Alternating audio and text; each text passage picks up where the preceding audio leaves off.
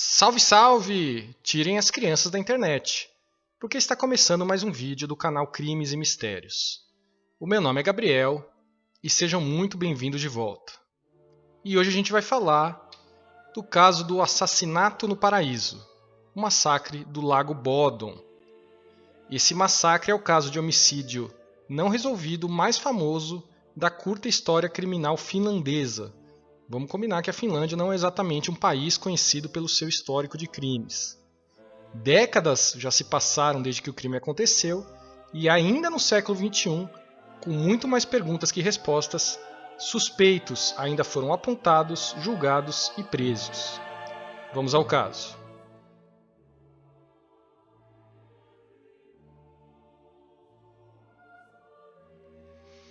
Em 4 de junho de 1960, um sábado, Maila Bjorklund e Anna Mack, ambas de 15 anos, e seus respectivos namorados de 18 anos, Seppo Boisman e Nils Gustafsson, foram de moto acampar às margens do belo Lago Bodom, que é esse que você vê aí na foto, ele é fantástico, perto da cidade finlandesa de Espoo.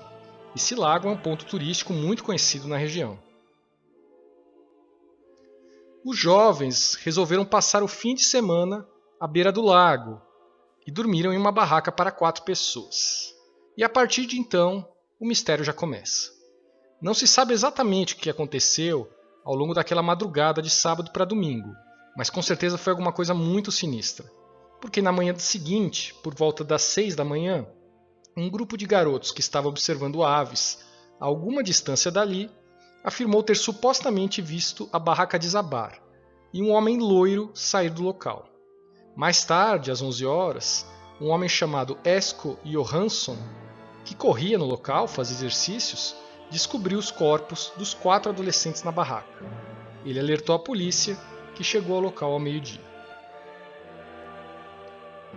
Os cadáveres da Anja Maik e do Seppo Boisman foram encontrados dentro da tenda, enquanto que o de Maila Bjorklund foi encontrado jogado em cima da barraca, que àquela altura já tinha desabado, e ela estava despida da cintura para baixo. Ela também sofreu ferimentos significativamente piores que os outros, com muitas facadas infligidas depois que ela já estava morta. O seu namorado, Nils Gustafsson, também foi encontrado fora da tenda, só que um detalhe, ele ainda estava vivo. Foi o único sobrevivente do massacre. Ele sofreu vários ferimentos, incluindo uma concussão, uma mandíbula fraturada e uma facada profunda na testa, mas não morreu, e posteriormente alegou ter poucas lembranças do ataque. Ainda assim, mesmo com essas poucas lembranças, ele alegou mais tarde que viu um agressor loiro, vestido de preto e vermelho brilhante, vindo em sua direção. Essa aí é uma foto da cena real do crime. A polícia determinou que o ataque ocorreu em algum momento entre as 4 e as 6 horas, durante as primeiras horas da manhã do domingo. A barraca, e aí se você vê uma foto da barraca real, que foi atacada, ela foi motivo de particular atenção durante os primeiros momentos da investigação. Um detalhe enigmático e assustador é que o assassino não feriu as vítimas de dentro da barraca, mas começou os ataques do lado de fora, pela lateral da barraca, ferindo gravemente seus ocupantes com um objeto contundente não identificado. Somente depois disso, ele cortou a lona da barraca com uma faca, e você vê aí a barraca cortada, e começou a esfaquear e espancar os adolescentes, que morreram em consequência dos ferimentos, ou pelo menos 3 deles.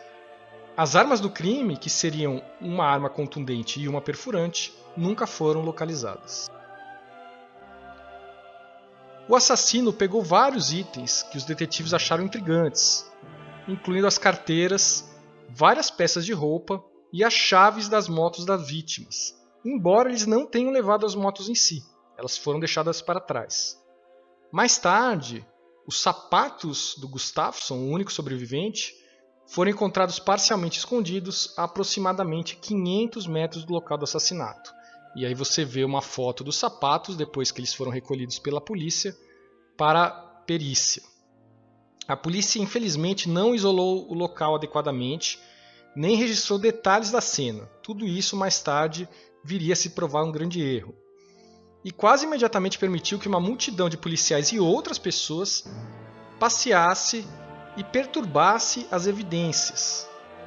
O erro foi ainda aprofundado quando eles chamaram soldados para ajudar na busca ao redor do lago pelos itens que faltavam, contaminando ainda mais a cena do crime. Muitos desses objetos jamais foram encontrados. Bom, desde o começo das investigações a polícia teve muitos suspeitos, mas 3 em particular chamaram a atenção e ainda chamam a atenção e levantam desconfianças na comunidade. O primeiro deles foi Carl Gyllström, conhecido também pelo apelido de o Homem do Quiosque, obviamente porque ele possuía um quiosque em que ele vendia algumas coisas, e você pode ver uma foto real desse quiosque aí na tela. Ele era um homem notoriamente severo que odiava e hostilizava abertamente qualquer campista, chegando inclusive ao ponto de derrubar barracas e atirar pedras em crianças que passavam pelo local. Ou seja, era um maluco. Durante uma conversa com o vizinho, Gyllström, bêbado, confessou os assassinatos do Lago Bodom. No entanto, ele acabou revelando que tinha um álibi quando a polícia foi investigar, que foi fornecido por sua esposa. Ela alegou que ele estava dormindo na casa com ela no momento dos assassinatos. Gyllström também foi visto enchendo um poço em seu quintal apenas alguns dias após os assassinatos. Muitas pessoas acreditam que é lá que ele pode ter escondido as armas do crime e outros itens desaparecidos. No entanto, foi feita uma busca policial em sua propriedade e não se revelou nenhuma evidência incriminadora. Embora as autoridades nunca tenham encontrado nada, Gyllström ainda gera suspeitas. Em 1969, ele se afogou no próprio Lago Bodom, ou seja, já é um lago que a essa altura já tinha uma aura sinistra em torno, né? De tanta desgraça que aconteceu lá. E mais tarde, sua esposa retirou seu álibi, depois dele já morto.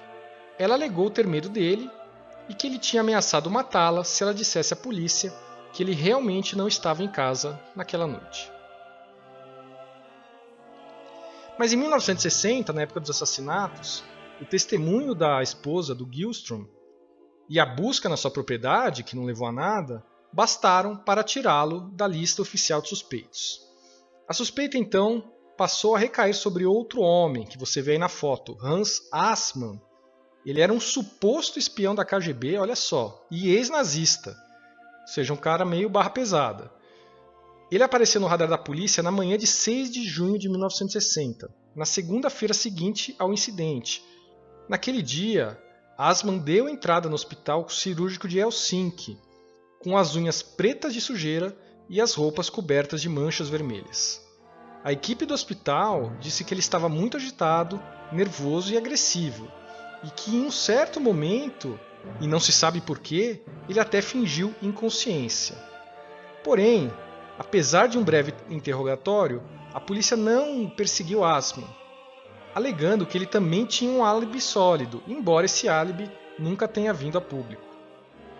Por causa disso, os investigadores nunca recolheram suas roupas manchadas para fazer testes, apesar da insistência dos médicos de que se tratava de sangue.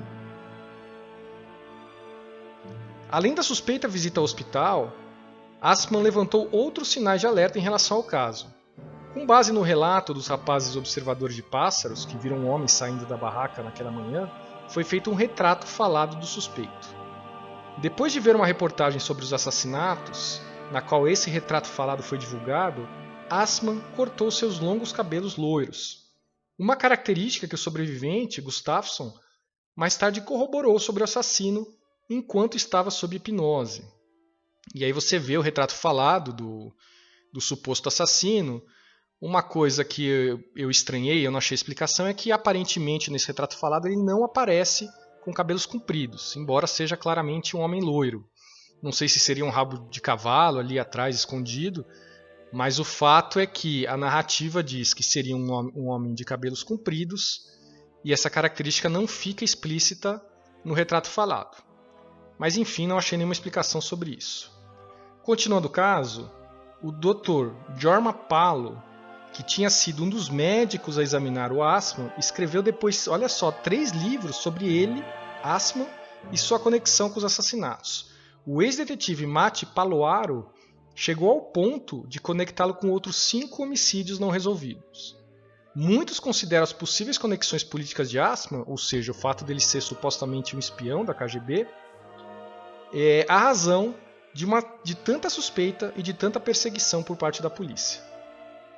Graças às múltiplas fontes e literatura alusiva à sua culpa, Assmann era o suspeito favorito do público até 2004, ou seja, até não muito tempo atrás, quando os investigadores decidiram abrir o caso, ou melhor, reabrir o caso, depois de 44 anos, alegando que uma nova tecnologia mais avançada havia descoberto novas evidências de sangue encontradas naquele par de sapatos recolhidos do Gustafsson, e também alegando um inesperado testemunho de uma mulher que dizia, 44 anos depois, ter acampado nas proximidades do local do massacre.